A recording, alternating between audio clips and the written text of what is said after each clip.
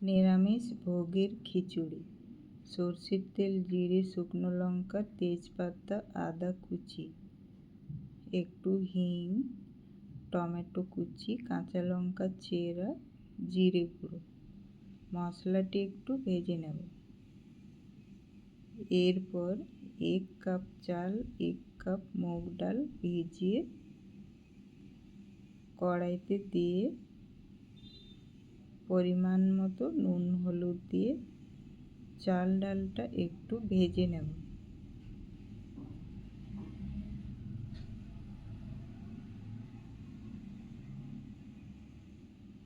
চাল ডালটা ভাজা ভাজা হয়ে গেলে দিয়ে দেব জল।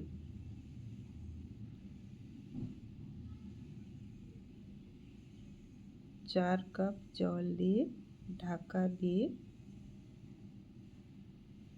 খিচুড়িটা সিদ্ধ হওয়া পর্যন্ত রান্না করব। গ্যাসের আঁচটা কমিয়ে দিয়ে চাল ডাল সিদ্ধ হয়ে গেলে